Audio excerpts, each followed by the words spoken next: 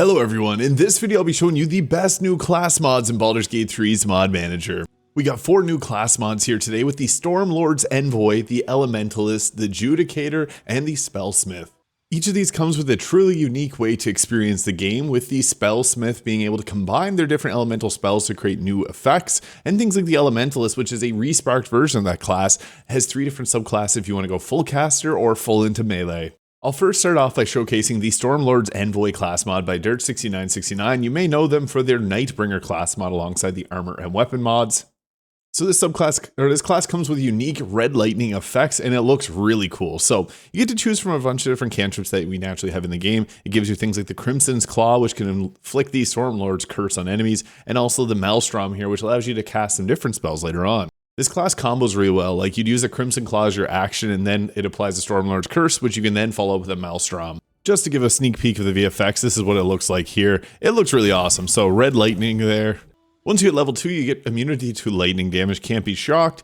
Enemies and allies who started their turn within 6 meters may be struck by Stormlord's whim, and you also get the Heaven's Wrath, so you can use this as a reaction and use your Channel Divinity. If an enemy with the Stormlord's curse attacks an ally, you can reduce the damage to 0, and the attacker must do a strength saving throw or a constitution saving throw, or they become stunned for 2 turns, which just eats up their turn. So it's pretty cool. And again, you got a lot of different spells here, and it's a great spell list. Level 3 lets us go into our Stormborn Rage, which gives resistance to physical damage and heal whenever you are hit. Attacks against you have advantage, and enemies within 6 meters have their movement speed halved. Level 4, you can ignore resistances to lightning damage, and you get a +5 to initiative, which is obviously getting pretty powerful here because this allows you to skip out in the alert feed. Level 5 gives us a really fun spell with a Crimson Chain, which you perform a Blood Sacrament to unleash a Crimson Lightning that hits targets in 3 additional targets up to 18 meters, inflicting each with a Stormlord's curse and pushing them up to 4.5 meters. But you must first hit a target with the Maelstrom ability first, and this doesn't eat up an action or a bonus action, so that's part of our combo here. And again, you see we get some more spells. And this now allows your teammates to apply the Stormlord's curse on their melee attacks as well, and you can also have your team use the Skyvault Fly. You also get some more rage charges and Channel Divinity charges. At level 7, whenever you're in your rage, you gain 2 turns of the Stormlord's curse, and you can inflict the attacker with 2 turns of reverberation. And while you're raging, you can also use a Sky Flood ability, which can basically create water, but it also gives you 2 turns of the Thunderous Decree. You get more access to some great enchantment spells here. Level 10 gives us the Sky Break, which does 3d8 thunder damage, unleashing a wave of thunderous force, pushing back all creatures, inflicting 2 turns of reverberation, and you get 2 turns of the Thunderous Decree ability there, and can spend an additional bonus action on your turn, which is pretty great. Level 11 gives us the Crimson Annihilation, 3d10 lightning damage, ignoring resistances, and affects all creatures that are struck with the Stormlord's curse for 10 turns of damage. So that's pretty good. And if they save on it, they only get 5 turns instead. But you first must hit a target with the Maelstrom. Now, there is no official level 20 support, but you can level up past 12 without having any issues. You're allowed to pick feats and select some different spells here. Whenever you apply the Stormlord's curse, the target takes 1d8 of lightning damage per turn remaining, and this scales up from 1d4 at levels 1 through 4, 1d6 at levels 5 through 9, and after level 9 you get that 1d8.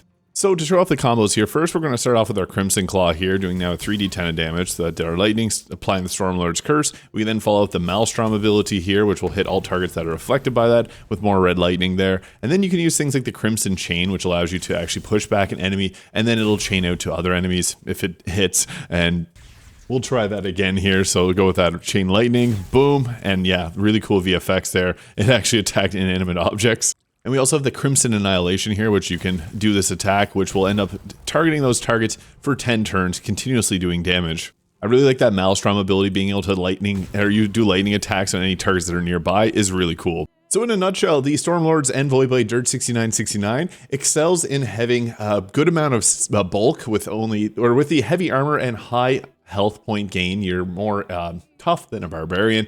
There's also high charisma, so it's great for the face of the party. You get great spell casting with enchantment spells, and you get a lot of lightning. So it's a lot of fun. Highly recommend checking out the Stormlord's Envoy. Now, I want to mention this is not on console because I'm going to get those questions, but this is likely to possibly come because we've gotten a bunch of other Nightbringer class mods from them before. Next up, we're going to go with the Elementalist class Respark by Baldur. This is actually one of my favorite classes, and they redid it entirely. So there's some really cool stuff here, tons of unique effects. And with this class, there's 3 subclasses, the Elemental Weaver being a full spellcaster, the Synergist being a melee spellcaster, and the Gladiator, which I'll focus on first to showcase some of the cool things that you get with this. So you just choose a fighting style here, and you also get to pick an Elemental Blade. So this is going to increase your damage by also changing the damage to a specific type. So if you want to do cold damage, you can then do this, and it'll ignore any resistances to that enemy or that damage type. Basically getting the Elemental Adept for free. You get your class resource, the Elemental Sparks, which you can use for things like the Spark Step to dash around a little bit quicker. Things like the Elemental Attraction, which lets you, as a bonus action, pull a creature towards you and apply a status effect based on your current element. And you get to pick an Elemental Heart here. So you channel your Elemental Power into Heart of an acidic Elemental Spark, giving your attacks an extra 1d4 of that Elemental damage type, which increases every 2 levels. So I went with Cold first, so I could do Cold Lightning, which is a cool combination. This is something I love from the base game class because you can combine this with a lot of different gear in the game to make it really fun. You also get the Elemental Weapon here, which can apply another 1d4 of elemental damage to your weapon. And here's where we get to pick our Explosive Strikes, which allows you to do an explosion in an area of effect, dealing additional damage on your attacks. It's great because there's Radiant and pretty much any damage type here, except for Force, and yeah, and just great.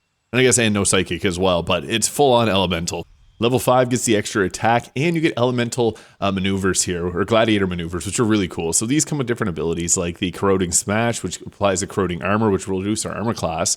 The Searing Sting, which will apply Fiery Blood, which will damage them whenever they move. Yeah, again, this is really cool. Similar to their previous class, there's a bunch of elemental-based attacks here for melee characters. And when we get to the spellcasting one, there's a lot of spells as well. So you got cool things like the Freezing Gale, hitting in an arc and dealing extra cold damage. Yeah, Moonlight Strike. This is taking some of the base game and attacks and making them even better. This attack creates Radiant Butterflies, which will damage enemies. It's really cool. Level 6 also gives you an attack that'll boost up your elemental attacks. You get an improved elemental weapon at level 7 and take 2 additional Gladiator maneuvers. Level 8 gives us a really cool ability which will reduce your overall accuracy by 3 but increase your critical hit chance by 3, and then that critical hit will deal an additional 1d4 of damage. You also get a subclass feature, Flickering Embers, which allows you to use Elemental Sparks for free. Elemental Smite at level 9, a lot of fun. You can take an elemental attack and you can change up your smites depending on which. 2d8 of extra damage elementally is really great. And then once we make to level 10, you choose an element, now pierces resistance and immunity of enemies. Level 11 masters your elemental weapon, giving a 1d8 and a +2 accuracy buff. Level 12 gives you the Cataclysm attack, which makes targets vulnerable to all elemental damage for the remainder of their turn, which is pretty crazy. You can see there, it does a lot of damage for 8 elemental sparks. And you can continue to level it up past level 12 for additional sparks here. So pretty cool. And those will restore on your short or long rests. So just to showcase some of the attacks, like we got our Freezing Blade here, which you can attack dealing additional cold damage. You have the Explosive Strikes, which will hit in a huge area of effect there, doing a big amount of damage. Really good. Crackling Slam, another area of effect attack.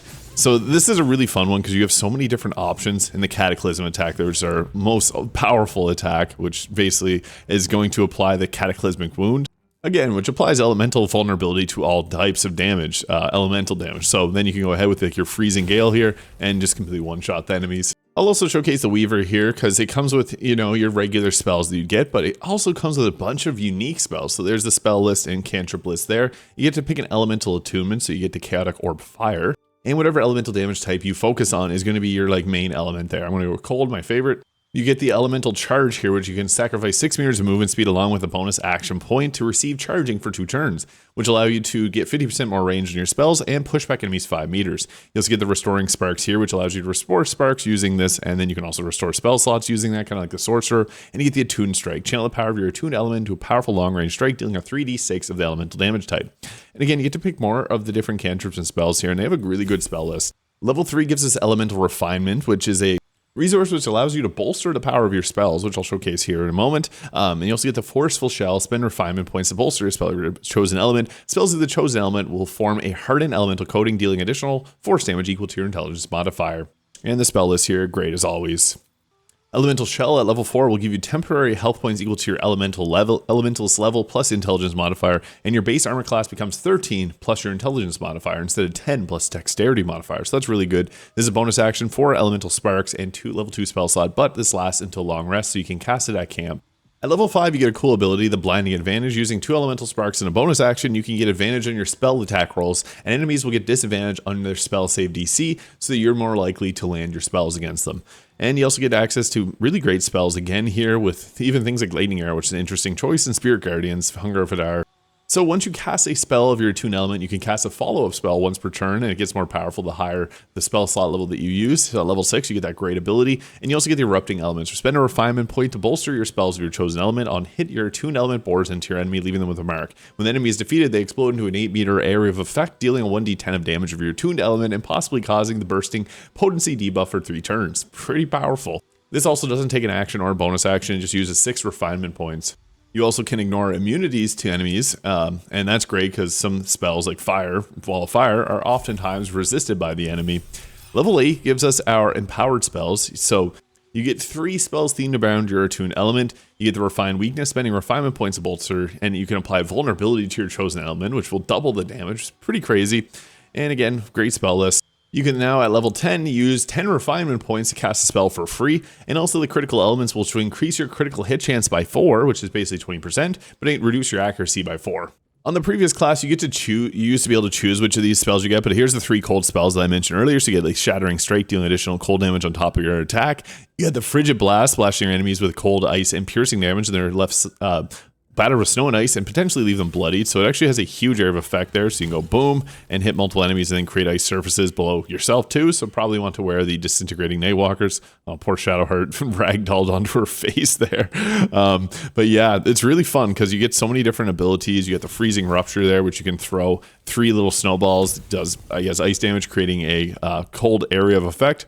And you also get that flowing follow-up cold damage, which then you can go ahead with casting another spell, and it'll do that additional force damage. If you like casting, or if you just like elemental damage in general, the Elementalist class Resparked by Avire is an incredible one to try out. Now, next up is the Judicator, and I think the creator did a lot of great work here. So this is made by Kyle Rickle here.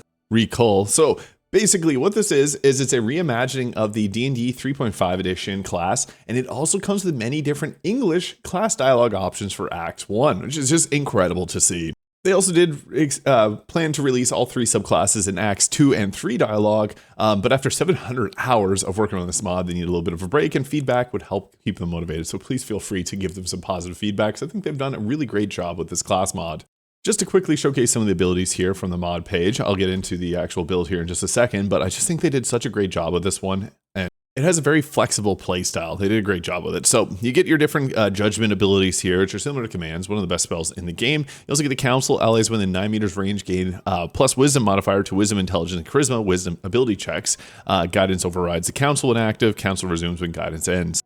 You also get that Draconic Resilience, or the Superior Resilience here, adding your armor class up to 13 plus Dexterity modifier, and you also add your Wisdom modifier to Intelligence and Charisma ability checks. So Judicators are male drow who survived the rites of entry in a week-long gauntlet of steel, poison, and prayer that bans them as living extensions of the Selvetarm, the Spider Queen's champion god of bloodlust. So they wander the Underdark. You kind of get the gist of how you want to play this, but you're also free to play this how you feel. Now this class is heavy on the reactions. You get the Reckoning here. You can spend a reaction to retaliate with a melee strike whenever an ally gets hit within 3 meters. Great ability. Level 3 gets to choose between the 2 different subclasses, and they're working on that 3rd one as well. So you get the Warden here, which gives the subclass ability to bash with the shield, so you can shove the target. You also get the Condemn here, which gives disadvantage on attack rolls, but advantage on attack rolls against the accuser, plus 2 to spell save DC. And then also the Shield Bash here, make a melee attack with your shield based on your judgment die. If the target is condemned, refresh its duration. On a failed strength saving throw against your target, it's knocked prone. And the Bulwark is active. Shield Bash only costs a bonus action. So that's great. You can use this Bulwark here to raise your shielding aid 4 Bulwark stacks, and you receive half damage from slashing, piercing, and bludgeoning. And on hit, your Bulwark may become fractured. Your speed is halved. You can't jump and can't be forcibly moved. So you put up your shield. Or the Executioner, which you can imagine is a bit more damage focused. So you can use one of the 7 judgments, gain 1 execution charge, and this can execute based on your judgment die. You also get the Executioner's Burden, which you gain 1 stack of the burden. Each stack is a -1 AC, is removed when you spend charges. And you get the Execute ability, which is very strong. You can see there, depending on how many charges you got a lot more damage. So you strike a foe with your 2-handed weapon, dealing bonus damage equal to the amount of Execute charges. So depending if you want to use a 2-hander or a shield, I'll show off the Warden because I really like the tanky style classes. Level 5, you get additional 1d6 damage if the attacker is condemned. And you also get the Line Breaker. When your Bulwark is active, you can dash forwards attacking the enemies. You also get the Mass Condemnation here, so this will do in a 9-meter radius, give disadvantage on attack rolls, but gain advantage on the attack rolls against the accuser again. So again, this is a cool one because it makes the enemies prioritize attacking you over the enemy. And you also get to take different passives, like a +4 to all saving throws except Wisdom, the most powerful save. You can't be paralyzed, incapacitated, stunned, restrained, or prone while Bulwark's active. Bulwark's active, critical hits against you count as normal hits. Condemning Aura here, while Bulwark is active, you radiate a condemning aura in a 3-meter range. Denouncing Scourge, get Scourge that on hit, pulls enemies towards your space and apply the Condemn feature. And Linebreaker costs no action points and no judgment points in the same turn that you activate your Bulwark. Or the Judicator's Aegis, while active, damage from cold or elemental damages is also halved, which is really good. And for fans of Phoenix Wright, you can objection, and basically anytime there's a spell within 3 meters, you can interrupt it as a reaction. That's pretty good. Level 7 gives you an additional 1d8 to our Verdict, Linebreaker, and Shield Basher. If you chose the Executioner, you get the Execute ability. And we also get to take 2 more of these abilities here. Level 9 gives us the Great Gavel Fall, which attempts to stun and knock prone a creature up to 18 meter range for 1 turn. It's actually pretty strong. Booyah, level 10 gives you another reaction, and the Judgment die is now 1d10. And you get to take 2 more class passives. Your objection will now apply silence for 1 turn, which is really funny. So again, this class kind of buffs up your team with the boost to their saves. You can make the enemy much more likely to attack yourself. This is one that you want to be very tanky with, and being able to resist damages is really great. With that Bulwark being able to give you stacks and have basically all damage types, the elemental and the physical damage types. And very tanky, a lot of fun. The Executioner has a lot of damage to it. I think this class mod is definitely worth checking out if you found that interesting, and highly recommend Judicator. Yeah, Kyle Rico did a great job on this one. And finally, we got the Spellsmith class by Beat Around My Bush. Now, this is the one that I mentioned. It's very complex in a great way. You got a lot of different questions here, and depending on the elemental damage type that you choose, you get to pick between fire, water, lightning, and earth. And lightning is a little bit more challenging to start with, so I'd recommend if you're going to be doing this in honor mode, go with like the fire or the water. So basically with this, you get different spells. Drown, make them take damage over time. You get the water cannon, wash away, bubble sanctuary, which is basically the sanctuary spell. Fire comes with a bunch of different damaging. Execute a target with less than 20% health point, dealing damage to surroundings. Fire beam, unleash, and fire breath. Lightning comes with black flash, chain lightning, overclock, and the call lightning ability. And then unlock earth has rock cascade, the rock collide, launch rock, and drop pillar. I guess we'll start with fire there to showcase this. Level 2 gives 1 AC for each base element used in combat, so you can get yourself more bulky the more you cast spells. Level 3 gives us another choice in our elemental mastery. We have a ton of cantrips here, like there's literally too many to even just mention this video alone, but you can just quickly pause this if you want to take a look at any of these cantrips. I don't want to spend too much time on this just because there's some really cool ones. Unlock the reaction and counter spell. Yeah, a lot of great stuff here. Maximum health points reduced.